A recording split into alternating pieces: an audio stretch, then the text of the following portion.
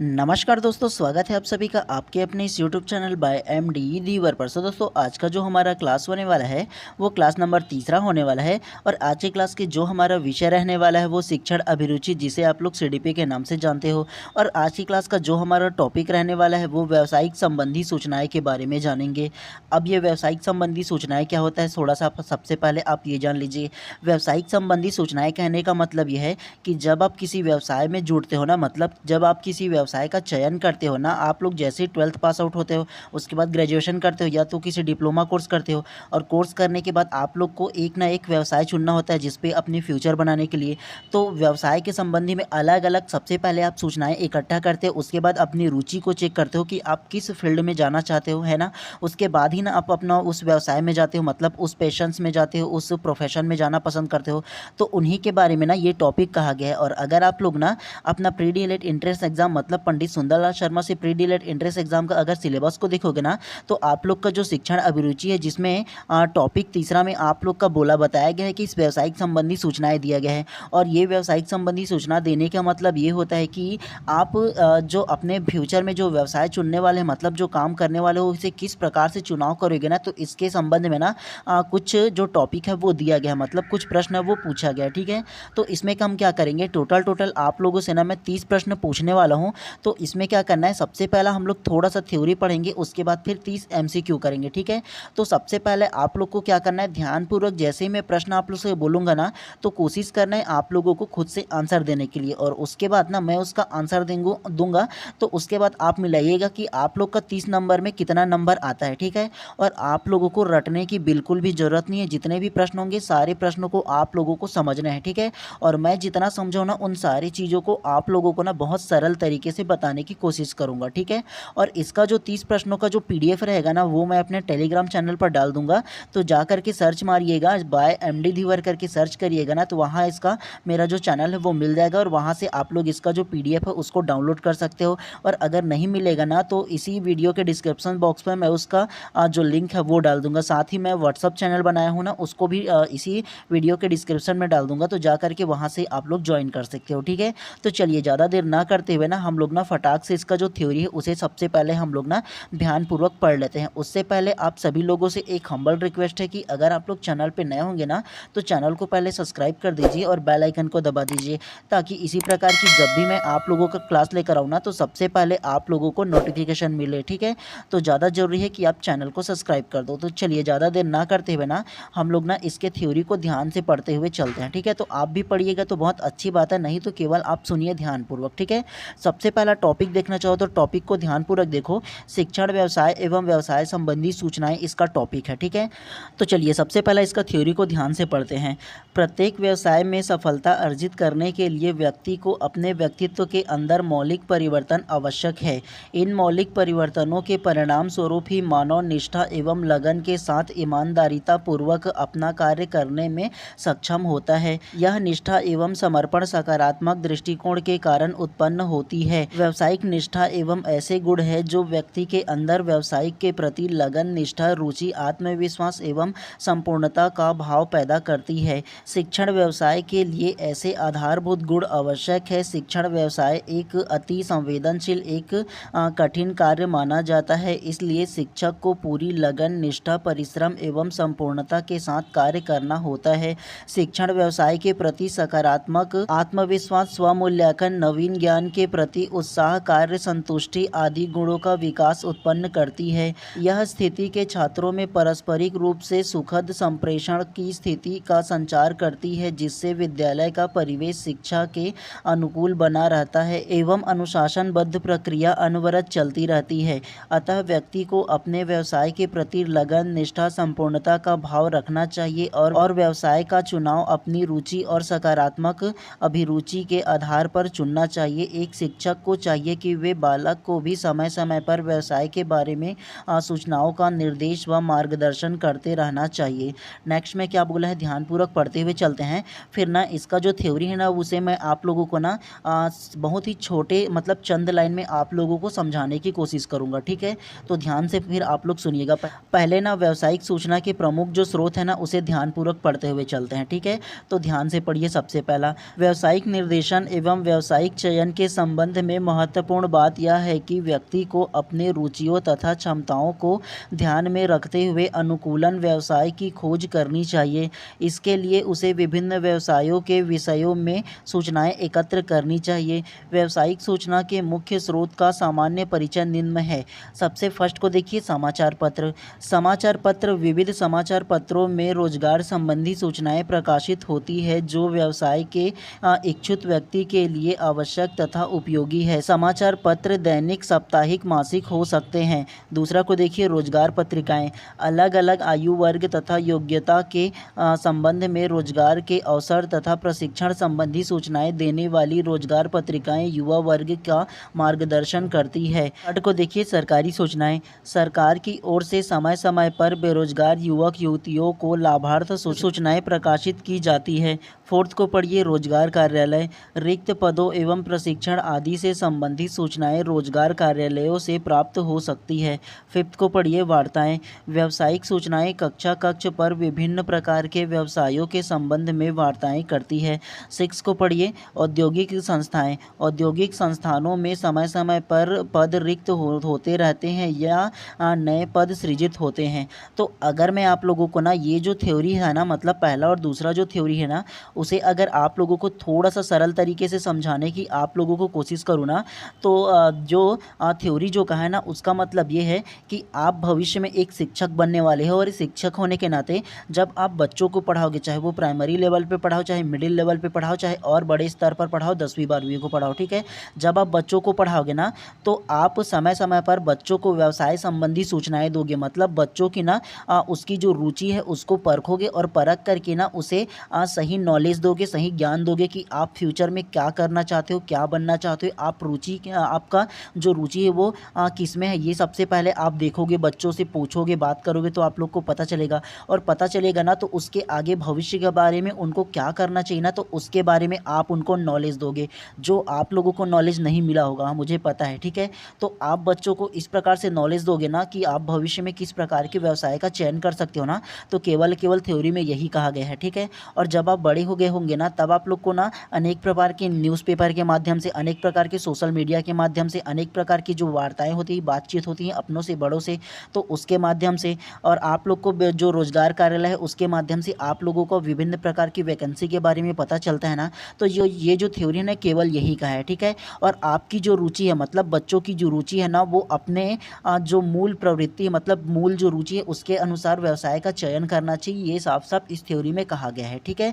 तो चलिए इतना ही ना हम लोग इसमें पढ़ते हैं, और इसके बाद ना हम लोग सबसे पहला ना इसका जो एमसीक्यू है उसे पढ़ लेते हैं, ठीक है। जितना एमसीक्यू है ना, सारे को मैं आप लोगों को सरल तरीके से समझाने की कोशिश करूंगा, ठीक है। तो चलिए प्रश्न क्रमांक फर्स्ट को ध्यान से पढ़िए। निम्नलिखित में से कौन सा कथन कला के रूप में शिक्षण की सर्वश्रेष्ठ मूल भावना को व्यक्त करता है? ऑप्शन ए, शिक्षण पाठों की क्रमबद्ध योजना और इसके प्रस्तुतिकरण को शामिल करता है। ऑप्शन बी, शिक्षण वैज्ञानिक अन्वेषण और विषय वस्तु के तार्किक अनुक्रम पर आधारित है। ऑप्शन सी, शिक्षण वांछित परिणामों हेतु पूरी तरह से सख्त दिनचर्या और व्यवस्थाओं के पालन पर निर्भर करता है। या ऑप्शन डी, सीखने की प्रक्रिया में सौंदर्य को शामिल करते हुए शिक्षण कौशलों, सुघड़ता और रचनात्मकता के साथ किया जा सकता है। तो क्या इसका आंसर होगा, बताइए। सबसे पहला आप दोबारा पढ़ लीजिए, कोई दिक्कत नहीं है, लेकिन आंसर सही लेने की कोशिश कीजिए। तो बताइए सबसे पहला क्या इसका आंसर होगा।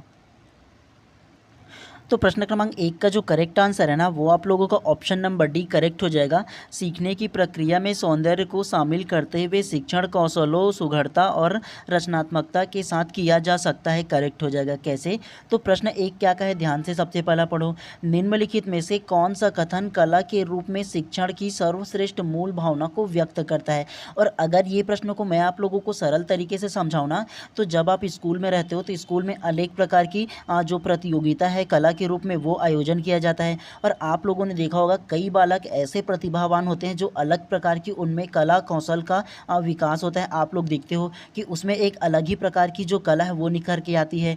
तो ऐसे बालक जो कला के रूप में ज़्यादा निखर के आती है ना, तो उसमें उसके व्यवसाय, उसके जो रुचि है उसका पता चलता है। और इसके माध्यम से क्या करते हैं, सीखने की प्रक्रिया का सौंदर्य के रूप में शामिल करते हैं। मतलब हम लोग देख करके ऑब्जर्व करते हैं उसके कौशल को, उसके सुघड़ता को, उसके रचनात्मकता के साथ, है ना। तो उसको देखते ही पता चल जाता है ना कि वो अलग ही प्रकार का जो उसमें जो कौशल है वो निखर के आता है। तो इस प्रकार से प्रश्न क्रमांक 1 का जो करेक्ट आंसर है ना ऑप्शन नंबर डी जो है वो करेक्ट हो जाएगा। और जब आप एक शिक्षक होने के नाते इस प्रकार की कला के रूप में शिक्षण का जब आप लोग प्रयोग करते हो ना, तो उसकी जो मूल भावना है वो व्यक्त हो जाती है। मतलब जब आप एक शिक्षक के रूप में ना किसी प्रकार की कंपटीशन का आयोजन करोगे और बच्चों का जो कला और उनका जो सौंदर्य है और उनका जो कौशल जो निखर करके आएगा ना, तो आपका जो कंपटीशन जो आयोजन करने का जो मकसद है वो तो पूर्ण होगा ना, मतलब वो शिक्षण का सर्वश्रेष्ठ मूल भावना जो रहेगा वो तो व्यक्त करेगा ना। तो इस प्रकार से प्रश्न क्रमांक 1 का जो करेक्ट आंसर है ना ऑप्शन नंबर डी करेक्ट हो जाएगा। चलिए इसी प्रकार से नेक्स्ट प्रश्न को फिर से पढ़ते हुए चलते हैं, तो ध्यान से आप लोग पढ़िएगा, ठीक है। अभी का जो प्रश्न है ना ये वाला आप लोगों का कूट में पूछा जाएगा, ठीक है। तो ध्यान से पढ़िए और इसका आंसर देने की आप लोग कोशिश कीजिएगा, ठीक है। चलिए प्रश्न क्रमांक दूसरा को ध्यान से पढ़िए। सबसे पहला, कक्षा में अनुशासन बनाए रखने में शिक्षक की भूमिका क्या है? पहला को पढ़िए, अनुपालन सुनिश्चित करने हेतु भय का वातावरण बनाना। दूसरा पढ़िए, स्पष्ट नियम एवं परिणाम स्थापित करना। सी को पढ़िए, छोटे छोटे दुर्व्यवहारों को अनदेखा करना। या डी को पढ़िए, सभी अनुशासन संबंधी मुद्दों को संभालने के लिए प्राचार्य पर निर्भर रहना। ऑप्शन ए बी और सी, ऑप्शन बी ए और बी, ऑप्शन सी केवल सी, या ऑप्शन डी सी और डी। तो क्या इसका आंसर होगा बताइए। ये तो सरल है आप लोगों के लिए अगर ध्यान से पढ़ोगे तो, ठीक है। तो बताइए क्या इसका आंसर होगा सबसे पहले आप। तो प्रश्न क्रमांक 2 का जो करेक्ट आंसर है ना वो आप लोगों का ऑप्शन नंबर बी ए और बी करेक्ट हो जाएगा। कैसे? तो सबसे पहला प्रश्न क्रमांक दूसरा को पढ़ो, कक्षा में अनुशासन बनाए रखने के लिए शिक्षक की भूमिका बोला है, तो एक शिक्षक की भूमिका क्या होना चाहिए? तो सबसे पहला ए को देखो, अनुपालन सुनिश्चित करने हेतु भय का वातावरण बनाना। अनुपालन कहने का मतलब है एक प्रकार की अगर आप लोग ना अनुशासन बनाओगे ना तो थोड़ा बहुत तो भय का वातावरण बनाना ही पड़ेगा एक टीचर होने के नाते। क्यों बनाओगे? क्योंकि बालक जब सही अनुशासन का जो रहे ना, इसलिए ज़्यादा ज़रूरी है कि आप थोड़ा बहुत तो भय का माहौल बनाओगे। नहीं बनाओगे ना तो धीरे धीरे करके बालक जो होता है ना वो उद्दंडी हो जाता है, मतलब जो अनुशासन का पालन नहीं करते। इसलिए थोड़ा बहुत ना भय का वातावरण बनाना भी जरूरी है। तो ये ए है ना वो करेक्ट हो जाएगा। और बी को देखिए, स्पष्ट नियम एवं परिणाम स्थापित करना। तो सबसे पहले आप जब अनुशासन बनाओगे ना, मतलब एक शिक्षक की भूमिका के लिए अनुशासन बनाओगे ना, तो सबसे पहले आप एक स्पष्ट नियम बनाओगे और उसके परिणाम के बारे में भी पहले से आप आकलन कर लोगे। तो ए और जो बी है ना वो केवल करेक्ट हो जाएगा। कक्षा में अनुशासन बनाने में ना शिक्षक की जो भूमिका है वो ए और बी करेक्ट हो जाएगा। बाकी कैसे गलत होगा ये जान लो। सबसे पहला सी को देखो, गलत कैसे होगा? छोटे छोटे दुर्व्यवहारों को अनदेखा करना। अगर आप एक शिक्षक होने के नाते छोटे छोटे दुर्व्यवहार जो बालक कर रहे हैं ना, जो स्टूडेंट कर रहे हैं ना, उसे अगर आप लोग अनदेखा करोगे ना तो धीरे धीरे बालक वही ना छोटे छोटे दुर्व्यवहार को जब इग्नोर कर रहे हैं तो फिर बड़ा दुर्व्यवहार भी करने में वो लोग झिझकेगा नहीं, मतलब रुकेगा नहीं। तो कभी कभी इस प्रकार की ना छोटी छोटी जो चीज़ है वो बड़ी चीज़ों के लिए बढ़ावा दे देता है, ठीक है। तो ये एक निगेटिव पॉइंट्स हो जाता है, तो ऐसा नहीं करना चाहिए एक शिक्षक को, ठीक है। उसके अलावा डी को देखो क्यों गलत होगा। सभी अनुशासन संबंधी मुद्दों को संभालने के लिए प्राचार्य पर निर्भर रहना। आप एक टीचर होने के नाते आप जो उसके वहाँ के जो प्राचार्य है, वहाँ के जो प्रिंसिपल है, उस पर निर्भर रहोगे क्या अनुशासन के लिए? नहीं ना रहोगे। एक शिक्षक होने के नाते आप खुद ना अनुशासन बनाओगे हैं, तभी ना आपकी वैल्यू होगा। तो ये भी गलत हो जाएगा, ठीक है। केवल सही जो होगा ना वो ए और बी जो है ना वो करेक्ट हो जाएगा, एक शिक्षक के रूप में जो भूमिका है अनुशासन बनाए रखने के लिए उसमें। तो इस प्रकार से प्रश्न क्रमांक 2 का जो करेक्ट आंसर होगा ऑप्शन नंबर बी जो है ना वो करेक्ट हो जाएगा।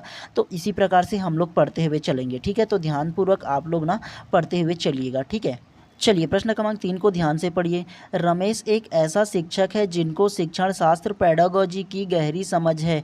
वह अपनी शिक्षण विधियों में फील्ड ट्रिप शैक्षणिक यात्रा का प्रयोग करते हैं। शिक्षण अधिगम में फील्ड ट्रिप का मुख्य शैक्षणिक लाभ क्या है? ऑप्शन ए, अपने काम के बोझे को कम करने हेतु। विद्यार्थियों को नियमित कक्ष गतिविधियों से विश्राम एक ब्रेक देने हेतु। ऑप्शन सी, विद्यार्थियों को एक अलग माहौल में सामाजिकता का अवसर देने हेतु। या ऑप्शन डी, उन्हें उन चीज़ों को प्रत्यक्ष अध्ययन अनुभव प्रदान करने के लिए जो कक्षा में नहीं लाई जा सकती। तो क्या इसका आंसर होगा बताइए। सबसे पहले आप दोबारा पढ़ लीजिए प्रश्न को, कोई दिक्कत नहीं है, लेकिन इसका आंसर सही लेने की कोशिश कीजिए सबसे पहले आप। तो प्रश्न क्रमांक 3 का जो करेक्ट आंसर है ना वो आप लोगों का ऑप्शन नंबर डी करेक्ट हो जाएगा। उन्हें उन चीज़ों को प्रत्यक्ष अध्ययन अनुभव प्रदान करने के लिए जो कक्षा में नहीं ला जा सकती, करेक्ट हो जाएगा। कैसे? तो प्रश्न क्रमांक 3 को ध्यान से पढ़ो। सबसे पहला आप, रमेश एक शिक्षक है जिनको शिक्षण शास्त्र पेडागोजी की गहरी समझ है। अपनी शिक्षण विधियों में फील्ड ट्रिप शैक्षणिक यात्रा का प्रयोग करते हैं। शिक्षण अधिगम में फील्ड ट्रिप का मुख्य लाभ क्या है?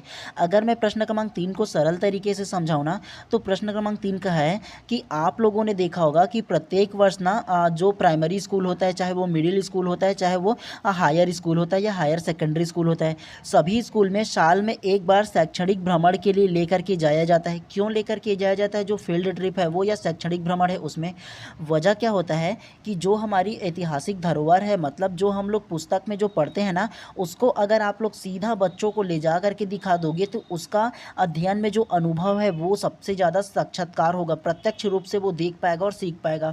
मान लो आप लोग भोरमदेव के बारे में पढ़ते हो, पुस्तक में अभी तक की आप लोगों ने पढ़ा होगा, अगर नहीं गए होंगे तो, कि भोरमदेव ऐसा है, ऐसा दिखता है, इसका निर्माण इन शासकों ने करवाया है। अगर आप उन बच्चों को या अगर आप डायरेक्टली पुस्तक में पढ़े और पढ़ने के बाद डायरेक्ट जा करके वहाँ पर देखोगे तो आप लोग को क्या समझ में आएगा? आपको प्रत्यक्ष ज्ञान होगा ना कि हाँ एक्चुअल में ऐसा दिखता है वो। तो उसमें क्या होगा? चीज़ों का प्रत्यक्ष अध्ययन अनुभव मिलेगा। ठीक है, एक शिक्षक होने के नाते आप बच्चों को फील्ड ट्रिप में ले जाओगे ना तो उनको प्रत्यक्ष ज्ञान होगा। ठीक है, तो इस प्रकार से प्रश्न क्रमांक 3 का जो करेक्ट आंसर है ना ऑप्शन नंबर डी करेक्ट हो जाएगा। शैक्षणिक भ्रमण से या फील्ड ट्रिप से क्या होता है? प्रत्यक्ष ज्ञान होता है। ठीक है, तो ऑप्शन नंबर डी जो है ना वो करेक्ट हो जाएगा। ठीक है, चलिए इसी प्रकार से नेक्स्ट प्रश्न को फिर से पढ़ते हुए चलते हैं। चलिए प्रश्न क्रमांक 4 को ध्यान से पढ़िए। निम्नलिखित में से कौन सी रणनीति समावेशी वातावरण को बढ़ावा देने में सबसे प्रभावी है? ऑप्शन ए, केवल शैक्षणिक निष्पादन पर ध्यान केंद्रित करना। ऑप्शन बी, विद्यार्थियों के बीच सहयोग और सहकर्मी समर्थन को प्रोत्साहित करना। ऑप्शन सी, सभी विद्यार्थियों हेतु एक समान शिक्षण विधि का प्रयोग करना। या ऑप्शन डी, पढ़ते समय विशेष आवश्यकता वाले विद्यार्थी को पृथक करना। तो क्या इसका आंसर होगा बताइए सबसे पहले आप। तो प्रश्न क्रमांक 4 का जो करेक्ट आंसर है ना वो आप लोगों का ऑप्शन नंबर बी करेक्ट हो जाएगा। विद्यार्थियों के बीच सहयोग और सहकर्मी समर्थन को प्रोत्साहित करना करेक्ट हो जाएगा। कैसे? तो निम्नलिखित में से कौन सी रणनीति समावेशी वातावरण को बढ़ावा देने में सबसे प्रभावी है? तो सबसे पहला अगर मैं आप लोगों को समावेशी वातावरण के बारे में थोड़ा सा सरल तरीके से समझाऊँ ना, तो समावेशी का मतलब होता है कि एक स्कूल में विभिन्न परिवेश के जो बालक आते हैं, मतलब विभिन्न जाति के, विभिन्न वंशानुक्रम के, विभिन्न परिवेश के जो अलग अलग प्रकार के बालक आते हैं ना, चाहे वो अमीर हो, गरीब हो, आर्थिक रूप से सक्षम हो, अक्षम हो, मतलब जो आर्थिक रूप से पुअर हो, सभी प्रकार के बालक एक विद्यालय में आता है और सभी प्रकार के बालकों को एक विद्यालय में एक कक्षा में एक शिक्षक द्वारा पढ़ाया जाता है समान रूप से। तो ये जो समान रूप से जो एक जो शिक्षक वो पढ़ाया जाता है ना एक माहौल में ना, तो उसे समावेशी शिक्षा कहते हैं या समावेशी वातावरण कहते हैं। ये बात आप लोगों को याद रखना है। और सभी बालकों को जब एक साथ जब पढ़ाया जाता है ना तो उसमें क्या होता है? विद्यार्थियों के बीच सहयोग और सहकर्मी समर्थन की भावना को प्रोत्साहन मिलता है। ठीक है, क्योंकि एक साथ सभी को पढ़ाया जा रहा है इसलिए। ठीक है, तो प्रश्न क्रमांक 4 का जो करेक्ट आंसर है ना ऑप्शन नंबर बी इसी प्रकार से करेक्ट हो जाएगा। ठीक है, चलिए नेक्स्ट प्रश्न को इसी प्रकार से पढ़ते हुए चलते हैं। चलिए प्रश्न क्रमांक 5 को ध्यान से पढ़िए। बंद प्रकार के प्रश्नों के संबंध में कौन सा कथन सही नहीं है? ऑप्शन ए, अंतर्दृष्टि को उजागर करने के लिए उपयुक्त है। ऑप्शन बी, दृष्टिकोण मापने के लिए उपयुक्त है। ऑप्शन सी, मात्रात्मक विश्लेषण करने के लिए उपयुक्त है। या ऑप्शन डी, विशिष्ट आंकड़े एकत्र करने के लिए उपयुक्त है। तो क्या इसका आंसर होगा बताइए सबसे पहले आप। तो प्रश्न क्रमांक 5 का जो करेक्ट आंसर है ना वो आप लोगों का ऑप्शन नंबर है, अंतर्दृष्टि को उजागर करने के लिए उपयुक्त है, करेक्ट हो जाएगा। कैसे? तो बंद प्रकार के प्रश्नों के संबंध में कौन सा कथन सही नहीं है बोला है। तो सबसे पहले आप लोगों के मन में प्रश्न आएगा कि ये बंद प्रकार के प्रश्न होते क्या हैं। तो सबसे पहले मैं आप लोगों को ना ये बंद प्रकार के प्रश्न क्या होता है उसको थोड़ा सा सरल तरीके से समझा देता हूँ। बंद प्रकार के प्रश्न कहने का मतलब है कि ऐसे प्रकार के प्रश्न जिसका उत्तर केवल हाँ या ना में उत्तर दिया जाए। कैसे? तो चलिए मैं आप लोगों को एक उदाहरण के थ्रू समझाने की कोशिश करता हूँ। ठीक है, अगर मैं आप लोगों से एक प्रश्न पूछता हूँ, क्या आप छत्तीसगढ़ में रहते हो, तो आपका जवाब क्या आएगा? आप तो या तो हाँ बोलोगे या तो ना बोलोगे, है ना, दोनों में से एक बोलोगे। मैं पूछूंगा ना कि आप छत्तीसगढ़ में रहते हो क्या, तो आप इसका आंसर दोगे हाँ मैं रहता हूँ, या तो नहीं बोलोगे मैं नहीं रहता, बस इतना ही बोलोगे। तो आप मुझे ये बताओ, केवल हाँ या ना जवाब देने से आपके संबंध में मैं किसी और प्रकार की इन्फॉर्मेशन मुझे मिला क्या, मुझे ये जानकारी मिला क्या कि आप छत्तीसगढ़ में किस जिला में कौन से जो गांव है या शहर है उसमें रहते हो, ये पता चला क्या, नहीं ना पता चला। तो ऐसे प्रश्न जिसका उत्तर केवल हाँ या ना में मिले ना, तो उसे बंद प्रकार के प्रश्न कहते हैं, ये आप लोगों को याद रखना है। और बंद प्रकार के जो प्रश्न से जो सही कथन नहीं है, जो गलत है ना, वो अंतर्दृष्टि को उजागर करने के लिए उपयुक्त है बोला है। अंतर्दृष्टि को उजागर करने का मतलब ये है कि हाँ या ना में जब आप जवाब देते हो तो क्या आपके बारे में मैं कुछ जान पाया क्या, नहीं ना जान पाया ना। तो इस प्रकार से प्रश्न क्रमांक 5 का जो गलत आंसर होगा ना, मतलब जो सही नहीं वाला जो आंसर होगा ना, वो ऑप्शन नंबर ए जो है ना वो करेक्ट हो जाएगा। ठीक है, ये प्रश्न आप लोगों को समझ में आया ना। चलिए नेक्स्ट प्रश्न को इसी प्रकार से करते हुए चलते हैं। चलिए प्रश्न क्रमांक 6 को ध्यान से पढ़िए। निम्नलिखित में से कौन सा शिक्षण की प्रभाविता को इंगित नहीं करता। ऑप्शन ए विद्यार्थियों को प्रश्न पूछने के लिए प्रेरित करना, ऑप्शन बी कक्षा में निरंतर अनुशासन बनाए रखना, ऑप्शन सी विद्यार्थी के अनुभव को प्राथमिकता देना, या ऑप्शन डी कक्षा में विद्यार्थियों को सक्रिय रहना। तो क्या इसका आंसर होगा बताइए सबसे पहले आप। तो प्रश्न क्रमांक 6 का जो करेक्ट आंसर है ना, वो आप लोगों का ऑप्शन नंबर बी कक्षा में निरंतर अनुशासन बनाए रखना करेक्ट हो जाएगा। कैसे, तो निम्नलिखित में से कौन सा शिक्षण की प्रभाविता को इंगित नहीं करता, मतलब उसे नहीं दर्शाता बोला गया है। तो देखो शिक्षण को प्रभाविता को जो नहीं दर्शाता ना, वो कक्षा में निरंतर अनुशासन बनाए रखना करेक्ट हो जाएगा। कैसे, आप मुझे ये बताओ, एक शिक्षक होने के नाते आप क्या निरंतर कक्षा में अनुशासन बनाए रखोगे क्या, बच्चों के आप स्ट्रिक्टली हमेशा बिहेव करते रहोगे क्या, है बच्चे को कभी स्वतंत्र नहीं छोड़ोगे क्या। जब तक आप बच्चे को स्वतंत्र पूर्वक नहीं छोड़ोगे, उसे खुद से कुछ करने के लिए नहीं दोगे, तब तक बच्चा जो है वो अच्छे से नहीं सीख पाएगा, कोई भी बंदिशों में रह कर के अच्छा ज्ञान अर्जित नहीं कर सकता। और आप एक शिक्षक होने के नाते निरंतर अनुशासन बनाए नहीं रख सकते, कुछ टाइम तो उसे फ्रीडम देना ही पड़ेगा ना। तो शिक्षण को प्रभाविता को इंगित नहीं जो करता है ना, वो आप लोगों का ऑप्शन नंबर बी जो है ना वो करेक्ट हो जाएगा। तो इस प्रकार से प्रश्न क्रमांक 6 का जो करेक्ट आंसर है ना, ऑप्शन नंबर बी जो है ना वो करेक्ट हो जाएगा आप लोगों का। ठीक है, चलिए नेक्स्ट प्रश्न को इसी प्रकार से फिर से पढ़ते हुए चलना है। आपको प्रश्न को रटना बिल्कुल भी नहीं है, इसके कॉन्सेप्ट को समझते हुए चलना है। मतलब अगर पूछा गया है प्री डीएलएड एंट्रेंस एग्जाम 2024 में पूछा गया ना, इसका मतलब ये नहीं है कि आप लोग का ये प्रश्न तुरंत उठा करके डायरेक्ट पूछ लिया जाए। ऐसे प्रश्न को घुमा करके दिया जाता है, और आप लोगों को समझाने के लिए ये प्रश्न लाया हूँ कि आप लोग को किस प्रकार के कॉन्सेप्ट को समझते हुए चलना है। ठीक है, चलिए प्रश्न क्रमांक 7 को ध्यान से पढ़िए। रचनावादी शिक्षण प्रक्रिया में, मतलब ये जो आप लोग का 4 प्रकार से जो अलग अलग थ्योरी दी है ना, उसे पढ़ करके आप लोग को बताना है कौन सा इसमें सही हो सकता है। सबसे फर्स्ट को पढ़िए, विद्यार्थी की सक्रिय भागीदारी। दूसरा, शिक्षक ज्ञान देने वाले की भूमिका में। तीसरा, सीखने में अंतःक्रिया का कोई स्थान नहीं। चौथा, सीखना सामाजिकता में होता है। सही विकल्प को चुनिए। मतलब आप लोग को ये बताना है कि ये चारों जो कथन है ना, उसमें से कौन सा सही है, आप लोगों को ये बताना है। ऑप्शन ए 1 और 2, ऑप्शन बी 3 और 4, ऑप्शन सी 1 और 4, या ऑप्शन डी 2 और 3। तो क्या इसका आंसर होगा पहले खुद से बताइए। जो इसमें पॉजिटिव है ना, केवल केवल आप लोगों को उसे बताना है। ठीक है, तो क्या इसका आंसर हो सकता है बताइए सबसे पहले आप। तो प्रश्न क्रमांक 7 का जो करेक्ट आंसर है ना, वो आप लोगों का ऑप्शन नंबर सी 1 और 4 करेक्ट हो जाएगा। कैसे, तो रचनावादी शिक्षण प्रक्रिया में बोला है। अगर मैं आप लोगों को रचनावादी जो शिक्षण वो क्या होता है थोड़ा सा आप लोग को समझाऊँ ना, तो रचनावादी का मतलब ये होता है कि बच्चों को चहुमुखी प्रकार से उसको शिक्षण प्रक्रिया देना। चहुमुखी मतलब चाहे वो खेल के माध्यम से हो, चाहे वो डांस के माध्यम से हो, चाहे वो शिक्षण के कक्ष में शिक्षण के माध्यम से हो, तो अनेक प्रकार की जो शिक्षण प्रक्रिया दिया जाता है ना, तो उसमें क्या सही है आप लोगों को ये बताना था। तो सबसे पहला एक सही हो जाएगा। कैसे, विद्यार्थी की सक्रिय भागीदारी। देखिए, एक रचनावादी शिक्षण प्रक्रिया तभी अच्छे तरीके से हो पाएगा जब विद्यार्थी की सक्रिय भागीदारी होगा।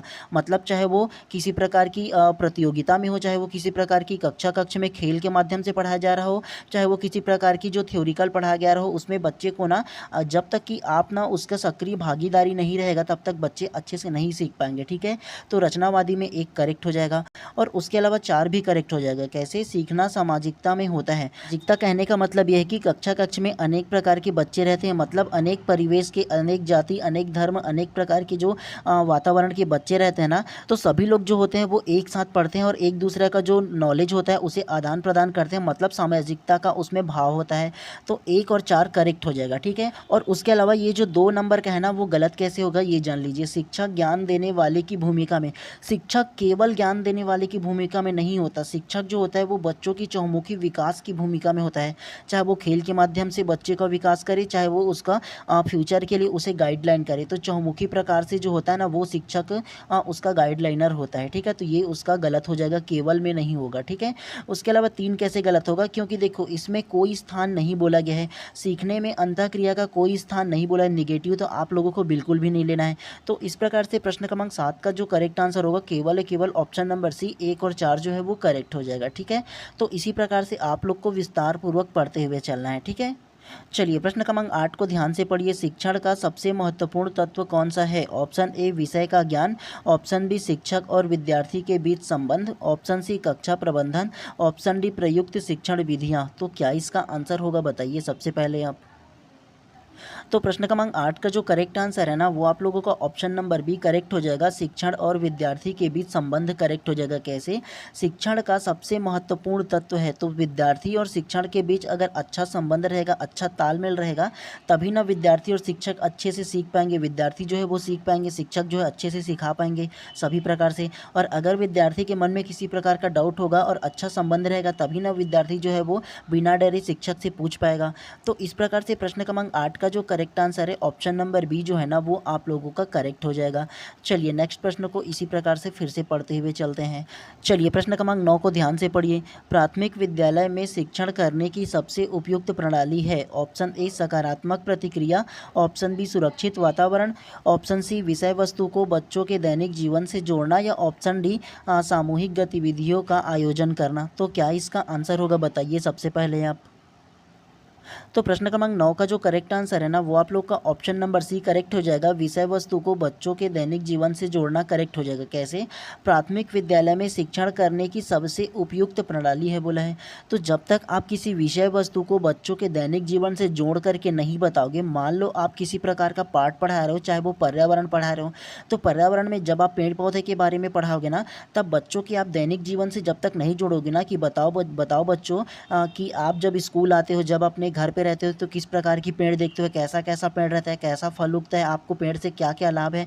जब ऐसे उनके दैनिक जीवन से जोड़ करके प्रश्न नहीं पूछोगे, उनको नहीं बताओगे ना, तब तक एक प्रभावी शिक्षण नहीं हो पाएगा, ठीक है।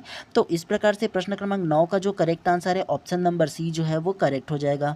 चलिए इसी प्रकार से नेक्स्ट प्रश्न को फिर से पढ़ते हुए चलते हैं। चलिए प्रश्न क्रमांक 10 को फिर से एक कूट प्रश्न है, उसे ध्यान से पढ़िए।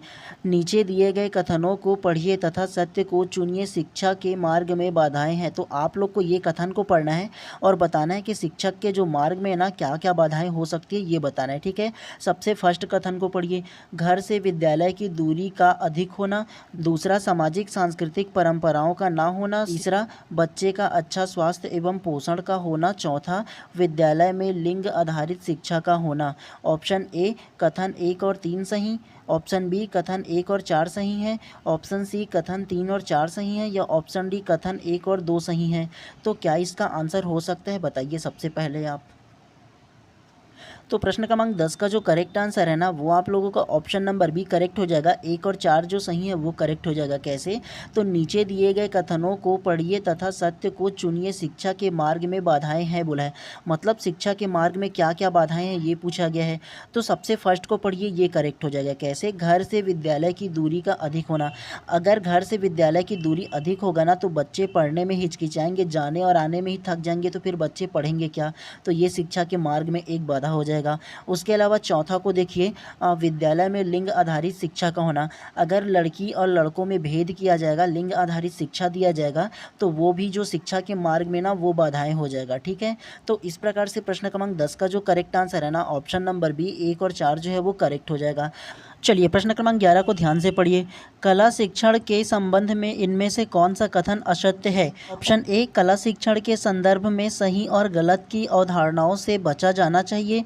ऑप्शन बी, कला शिक्षण में अनुभवों, अभिव्यक्ति व कल्पना को प्रोत्साहित किया जाना चाहिए। या ऑप्शन सी, कला शिक्षण की कक्षा हमेशा समावेशी होनी चाहिए। या ऑप्शन डी, कला शिक्षण में आसपास की दुनिया को समाज के नज़रिए से देखा जाना चाहिए। तो क्या इसका आंसर हो सकता है, बताइए सबसे पहले आप। तो प्रश्न क्रमांक 11 का जो करेक्ट आंसर है ना, वो आप लोगों का ऑप्शन नंबर डी करेक्ट हो जाएगा। कला शिक्षण में आसपास की दुनिया को समाज के नज़रिए से देखा जाना चाहिए, करेक्ट हो जाएगा। कैसे? तो सबसे पहला प्रश्न क्रमांक 11 को पढ़ो ध्यान से थोड़ा सा। कला शिक्षण के संबंध में इनमें से कौन सा कथन असत्य है बोला है, गलत है बोला है। तो आप लोग मुझे ये बताओ कि अगर कोई पाठ को हम लोग पढ़ रहे हैं, अगर किसी प्रकार की हम लोग शिक्षण कर रहे हैं, तो आप ये बताओ कि आप वो शिक्षण को दुनिया के नज़रिए से या समाज के नज़रिए से देखोगे क्या? आप अपने नज़रिए से ना देखोगे हैं। आप एक शिक्षक हो तो शिक्षक के नज़रिए से ना देखोगे जी हैं कि आप जो पढ़ा रहे हो, जो कला शिक्षण करा रहे हो, वो सही है या गलत है, ये सबसे पहले देखोगे ना। कि अगर मान के चलो कोई चीज़ दुनिया के नज़रिए में गलत है तो आप उसे गलत मान लोगे क्या? जो दुनिया के नज़रिए से सही है उसे सही मान लोगे क्या? नहीं ना मानोगे। एक शिक्षक होने के नाते अपनी सूझ और समझ के आधार पर कला शिक्षण कराओगे ना जी आप हैं। तो इस प्रकार से प्रश्न क्रमांक 11 का जो करेक्ट आंसर होगा ना, ऑप्शन नंबर डी जो है वो करेक्ट हो जाएगा। जो असत्य कथन है वो ऑप्शन नंबर डी हो जाएगा। ठीक है, चलिए इसी प्रकार से नेक्स्ट प्रश्न को फिर से पढ़ते हुए चलते हैं। चलिए प्रश्न क्रमांक 12 को ध्यान से पढ़िए। आपके अनुसार शिक्षा का उद्देश्य क्या होना चाहिए? ऑप्शन ए, शिक्षा ग्रहण करने के उपरांत नौकरी। ऑप्शन बी, छात्रों की मानसिक योग्यता का विकास। ऑप्शन सी, छात्रों को कुशल साक्षर बनाना। या ऑप्शन डी, बालकों का संपूर्ण विकास। तो क्या इसका आंसर हो सकता है, बताइए सबसे पहले आप। तो प्रश्न क्रमांक 12 का जो करेक्ट आंसर है ना, वो आप लोगों का ऑप्शन नंबर डी करेक्ट हो जाएगा। बालकों का संपूर्ण विकास करेक्ट हो जाएगा। कैसे? आपके अनुसार शिक्षा का उद्देश्य क्या होना चाहिए? तो एक शिक्षक के अनुसार जो शिक्षा का उद्देश्य है ना, बालकों का संपूर्ण विकास होना चाहिए। उसके चहुमुखी जो विकास है ना, वो होना चाहिए। चाहे वो सामाजिक विकास हो, आर्थिक विकास हो, व्यक्तिगत विकास हो, चाहे वो सकारात्मक विकास हो। तो बालकों की जो चहुमुखी जो विकास है ना, एक शिक्षक का उद्देश्य होना चाहिए और शिक्षा का भी उद्देश्य होना चाहिए। ठीक है, तो इस प्रकार से प्रश्न क्रमांक 12 का जो करेक्ट आंसर है ना, ऑप्शन नंबर डी जो है वो करेक्ट हो जाएगा। ठीक है, नौकरी ग्रहण करना शिक्षा का उद्देश्य नहीं है। ठीक है, उसके अलावा मानसिक योग्यता केवल ये भी उद्देश्य नहीं है। छात्रों को कुशल साक्षर बनाना, केवल साक्षर बनाना करेक्ट उद्देश्य नहीं है। चहुमुखी विकास होना चाहिए, संपूर्ण विकास होना चाहिए। ठीक है, चलिए नेक्स्ट प्रश्न को इसी प्रकार से फिर से पढ़ते हुए चलते हैं। चलिए प्रश्न क्रमांक 13 को ध्यान से पढ़िए। कक्षा में सृजनात्मक चिंतन के विकास हेतु शिक्षक को चाहिए कि वह कक्षा में ऑप्शन ए, उन्मुख वातावरण रखे। ऑप्शन बी, छात्रों को नियंत्रित रखे। ऑप्शन सी, उन्हें परंपराओं से न हटने दे। या ऑप्शन डी, कदम कदम पर उनको सही शिक्षा प्रदान करे। तो क्या इसका आंसर हो सकता है, बताइए सबसे पहले आप। तो प्रश्न क्रमांक 13 का जो करेक्ट आंसर है ना, वो आप लोगों का ऑप्शन नंबर ए, उन्मुख वातावरण रखे, करेक्ट हो जाएगा। कैसे? तो मुझे पता है कि आप लोगों में से अधिकतर जो लोग होंगे ना, वो ऑप्शन नंबर डी को ही करेक्ट मान लिए होंगे, लेकिन ये नहीं होगा। सबसे पहले ना ऑप्शन नंबर ए, उन्मुख वातावरण रखे, ये होगा। कैसे होगा? सबसे पहले आप लोग ये जान लो। कक्षा में सृजनात्मक चिंतन के विकास हेतु शिक्षकों को चाहिए कि वह कक्षा में, अगर सृजनात्मक चिंतन का मतलब ये होता है कि जो एक बच्चा है ना, उसकी सोच किस प्रकार से पॉजिटिव वे में जाए, सही वातावरण के साथ सही तरीके से बच्चों को सोचने समझने की ताकत मिल सके। और सोचने समझने मतलब जो सत्य और असत्य है ना, उसमें सही निर्णय लेने की जो क्षमता है ना, वो विकसित हो। तो उसके लिए क्या आवश्यक है? उन्मुख वातावरण जो रखे ना, वो इम्पॉर्टेंट हो जाएगा। अगर वातावरण पॉजिटिव हो जाएगा ना, अगर एक शिक्षक के रूप में आप उसे सलाह दोगे ना, उसे मशवरा दोगे, उसे अच्छा वातावरण रखोगे ना कि क्या सही है क्या गलत है, इन सारी चीज़ को जब आप बताओगे ना बालकों को ना, तो वो उन्मुख वातावरण के माध्यम से जो सृजनात्मक चिंतन है उसका विकास बच्चों में हो पाएगा। ठीक है, और ऑप्शन नंबर डी कैसे गलत होगा ये जान लो। कदम कदम पर उनको सही शिक्षा प्रदान करना, केवल सही शिक्षा प्रदान करना ही आवश्यकता नहीं है, बच्चों को चहुमुखी वातावरण भी उपलब्ध कराना सबसे ज़्यादा आवश्यक है। अगर चहुमुखी वातावरण अगर उनको उपलब्ध होगा ना, तो वो बहुत अच्छे तरीके से सीख पाएंगे और पॉजिटिव वे पे वो आगे बढ़ पाएंगे। ठीक है, तो केवल कदम कदम पर उनको सही शिक्षा देना ही इम्पॉर्टेंट नहीं है। ठीक है, तो इस प्रकार से प्रश्न क्रमांक 13 का जो करेक्ट आंसर है ऑप्शन नंबर जो ए है वो करेक्ट हो जाएगा। चलिए इसी प्रकार से नेक्स्ट प्रश्न को फिर से पढ़ते हुए चलते हैं। चलिए प्रश्न क्रमांक 14 को ध्यान से पढ़िए। छात्रों का सर्वांगीण विकास किया जा सकता है। ऑप्शन ए अच्छी शिक्षण सुविधा देकर, ऑप्शन बी सामाजिक दायित्व का बोध करवाकर, ऑप्शन सी छात्रों में स्वयं के हित का ज्ञान देकर, या ऑप्शन डी उनको धन देकर। तो क्या इसका आंसर हो सकता है, बताइए सबसे पहले आप। तो प्रश्न क्रमांक 14 का जो करेक्ट आंसर है ना, वो आप लोगों को ऑप्शन नंबर ए अच्छी शिक्षण सुविधा देकर करेक्ट हो जाएगा। कैसे? छात्रों का सर्वांगीण विकास किया जा सकता है। तो एक छात्रों का सर्वांगीण विकास करने के लिए ना अच्छी शिक्षण सुविधा देकर ये ज़्यादा जरूरी होगा। अगर एक बालक किसी विद्यालय में पढ़ रहा है तो उसको पढ़ने के लिए जो अनेक प्रकार की जो इंस्ट्रूमेंट है ना, जो स्कूल में होने वाली जो मान लो प्रतियोगिता होता है तो उसके लिए अनेक प्रकार के इंस्ट्रूमेंट चाहिए। मान लो एक खेल का आयोजन किया जाता है तो खेल के लिए अगर क्रिकेट खेला जाता है तो बल्ला बैट वगैरह दुनियादारी का सारा चीज़ होना चाहिए। अगर वो प्रैक्टिकल करते हैं तो प्रैक्टिकल के लिए एक प्रैक्टिकल लैब होना चाहिए, उनको पढ़ने के लिए प्रॉपर सुविधा होनी चाहिए। तो अगर पढ़ने के लिए अच्छा सुविधा होगा ना, अच्छा शिक्षण सुविधा होगा ना, तभी ना बच्चे का एक सर्वांगीण विकास हो पाएगा, है ना। और उसके अलावा बाकी कैसे गलत होगा ये जान लो। सामाजिक दायित्व का बोध करवा कर, तो केवल सामाजिक दायित्व का बोध करवा कर आप नहीं करा सकते। उसके अलावा छात्रों में स्वयं के हित का ज्ञान देकर कि स्वयं के हित में तो वो तो सेल्फ ही हो जाएंगे जी हैं। उसके अलावा उनको धन देकर, धन दोगे तो और भी वो कोई फ़ायदा होने वाला नहीं है। छात्रों को अच्छी शिक्षण सुविधा प्रदान करोगे तब ना बच्चा अच्छा से पढ़ पाएगा, लिख पाएगा और आगे चल कर के समाज का नाम रोशन कर पाएगा।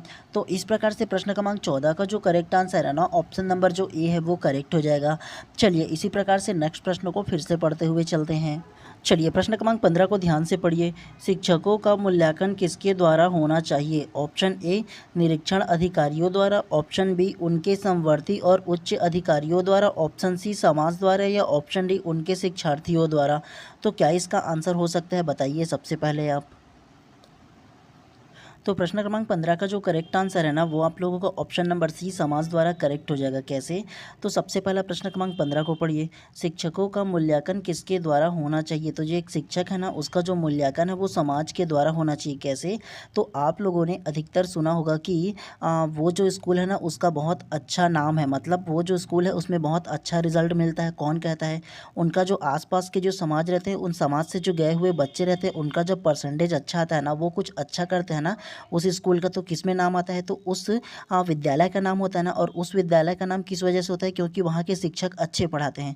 तो किसके द्वारा उसका मूल्यांकन होना चाहिए? तो समाज के द्वारा जो है ना उसका मूल्यांकन होना चाहिए। ये करेक्ट हो जाएगा। ठीक है, तो इस प्रकार से प्रश्न क्रमांक 15 का जो करेक्ट आंसर होगा ना, ऑप्शन नंबर जो सी है वो करेक्ट हो जाएगा, समाज के द्वारा। आप लोगों ने सुना भी होगा बहुत सारे। ठीक है, चलिए इसी प्रकार से नेक्स्ट प्रश्न को फिर से पढ़ते हुए चलते हैं। चलिए प्रश्न क्रमांक 16 को ध्यान से पढ़िए। शिक्षण मुख्य रूप से खालिस्तान द्वारा किया जाना चाहिए। ऑप्शन ए कुशल एवं प्रशिक्षित शिक्षकों द्वारा, ऑप्शन बी अप्रशिक्षित व्यक्ति द्वारा, ऑप्शन सी अनुभवी शिक्षकों द्वारा, या ऑप्शन डी युवा प्रतिभाशाली व्यक्तियों द्वारा। तो किसके द्वारा होना चाहिए, सबसे पहले आप बताइए। तो प्रश्न क्रमांक 16 का जो करेक्ट आंसर है ना, वो आप लोगों का ऑप्शन नंबर ए जो है ना वो करेक्ट हो जाएगा, कुशल एवं प्रशिक्षित शिक्षकों द्वारा करेक्ट हो जाएगा। कैसे? शिक्षण मुख्य रूप से खालिस्तान द्वारा किया जाना चाहिए। तो मतलब एक शिक्षण जो है वो पढ़ाया किसके द्वारा चाहिए? तो कुशल प्रशिक्षकों द्वारा पढ़ाया जाना चाहिए। कैसे? तो जो एक शिक्षक होता है वो विभिन्न प्रकार के एग्जाम दे करके क्वालिफाई करके आता है और इसी के लिए पढ़ाई करके आता है ना। तो उसके पास नॉलेज भी बहुत होता है और तरीका भी बहुत होता है, क्योंकि वो विभिन्न प्रकार के प्रशिक्षण के करने के बाद ही आता है ये जो शिक्षक के प्रोफेशन है ना उसमें, है ना। तो इस प्रकार से प्रश्न क्रमांक 16 का जो करेक्ट आंसर होगा ना, वो ऑप्शन नंबर ए जो है वो करेक्ट हो जाएगा। ठीक है, कुशल एवं प्रशिक्षण शिक्षकों द्वारा करेक्ट हो जाएगा। जो शिक्षण मुख्य रूप से खालिस्तान द्वारा किया जाना चाहिए ये बोला है इसके लिए। ठीक है, चलिए इसी प्रकार से नेक्स्ट प्रश्न को फिर से पढ़ते हुए चलते हैं। चलिए प्रश्न क्रमांक 17 को ध्यान से पढ़िए। अध्यापक की योग्यता एवं व्यवहार का सबसे अच्छा मूल्यांकन तुल्यता करते हैं। ऑप्शन ए उनके प्रधान अध्यापक, ऑप्शन बी उनके छात्र, ऑप्शन सी समाज के संभ्रांत लोग, या ऑप्शन डी विशेषज्ञ विद्वान। तो क्या इसका आंसर हो सकता है, बताइए सबसे पहले आप। तो प्रश्न क्रमांक 17 का जो करेक्ट आंसर है ना, वो ऑप्शन नंबर बी उनके छात्र करेक्ट हो जाएगा। कैसे? अध्यापक की योग्यता एवं व्यवहार का सबसे अच्छा मूल्यांकन का तुल्यता है बोला है। तो देखो एक अध्यापक की योग्यता का अगर कि कोई मूल्यांकन कर सकता है ना सबसे अच्छे तरीके से ना, तो उनके छात्र हैं। मतलब वो एक विद्यालय में जब एक अध्यापक जो पढ़ाता है उसके पढ़ाने के बाद उसका व्यवहार कैसा है, उसकी रुचि कैसा है, इन सारा चीज़ को अगर जानना है ना तो उनके जो छात्र हैं ना उनसे जान लो। कैसे? तो छात्रों के उनके व्यवहार और उनके पढ़ने के तरीके से आपका ना पता चल जाएगा कि एक अध्यापक का उनके पढ़ाने की योग्यता है भी या नहीं। ये सारा चीज़ उनके छात्रों के द्वारा पता चल जाएगा, ठीक है। तो इस प्रकार से प्रश्न क्रमांक 17 का जो करेक्ट आंसर है ना, ऑप्शन नंबर जो बी है वो करेक्ट हो जाएगा, उनके छात्र, ठीक है। चलिए नेक्स्ट प्रश्न को इसी प्रकार से पढ़ते हुए चलते हैं। चलिए प्रश्न क्रमांक 18 को ध्यान से पढ़िए। आप विद्यालय में शिक्षक हैं। आप पिछले 2 वर्षों से छात्रों को रसायन शास्त्र पढ़ा रहे हैं। हाल ही में भौतिक के शिक्षक ने इस्तीफा दे दिया और प्रधानाचार्य ने आपको कुछ दिनों के लिए विषय पढ़ाने के लिए कहा, जब तक कि कोई प्रतिस्थापन नहीं मिला। आप ऑप्शन ए इसे अस्वीकार करते हैं, ऑप्शन बी इसे स्वीकार करते हैं, ऑप्शन सी क्रोधित होते क्योंकि यह आपका विषय नहीं है, या ऑप्शन डी इनमें से कोई नहीं। तो क्या इसका आंसर हो सकता है, सबसे पहले आप बताइए। तो प्रश्न क्रमांक 18 का जो करेक्ट आंसर है ना, वो ऑप्शन नंबर बी इसे स्वीकार करते हैं, करेक्ट हो जाएगा। कैसे? तो प्रश्न क्रमांक 18 का है कि आप एक विद्यालय में शिक्षक हैं और आप पिछले 2 वर्षों से ना रसायन शास्त्र पढ़ा रहे हैं, लेकिन भौतिक शास्त्र के एक जो शिक्षक है ना, उनका इस्तीफा हो गया है ना। तो वहाँ के जो प्राचार्य है ना, आपको कहा कि आप रसायन पढ़ाने के साथ साथ भौतिक का भी क्लास ले लीजिए जब तक कि कोई नया टीचर आ नहीं जाता। तो आपका क्या रिएक्शन होगा, आपका क्या उत्तर होना चाहिए? आप इसे स्वीकार ही ना करोगे? जी हाँ, जब तक कि कोई शिक्षक नहीं आ जाता आपको तो पढ़ाना ही पड़ेगा, क्योंकि वहाँ के जो प्रिंसिपल है उसने ही कहा है और बच्चों के फ्यूचर का भी सवाल है। तो इसलिए ये ऑप्शन नंबर बी इसे स्वीकार करेंगे, ये करेक्ट हो जाएगा, ठीक है।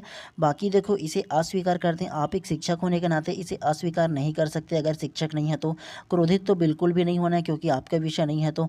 और इनमें से भी कोई नहीं होगा। पॉजिटिव जो आंसर है केवल ऑप्शन नंबर बी जो है वो करेक्ट हो जाएगा, ठीक है। तो इस प्रकार से प्रश्न क्रमांक 18 का जो करेक्ट आंसर है ऑप्शन नंबर बी जो है वो करेक्ट हो जाएगा। चलिए इसी प्रकार से नेक्स्ट प्रश्न को फिर से पढ़ते हुए चलते हैं। चलिए प्रश्न क्रमांक 19 को ध्यान से पढ़िए। निम्नलिखित में से कौन समस्या समाधान में बाधा नहीं है? ऑप्शन ए चिंता, ऑप्शन बी नकारात्मक मानसिक सेट, ऑप्शन सी सोच, या ऑप्शन डी निराशा। तो क्या इसका आंसर हो सकता है, बताइए सबसे पहले आप। तो प्रश्न क्रमांक 19 का जो करेक्ट आंसर है ना, ऑप्शन नंबर सी सूझ करेक्ट हो जाएगा। कैसे? निम्न में से कौन सा समस्या समाधान में बाधा नहीं है बोला है। समस्या जो समाधान है उसमें बाधा नहीं है। चिंता समस्या के अगर समाधान करोगे तो उसमें बाधा है। नकारात्मकता मानसिक सेट ये भी बाधा है।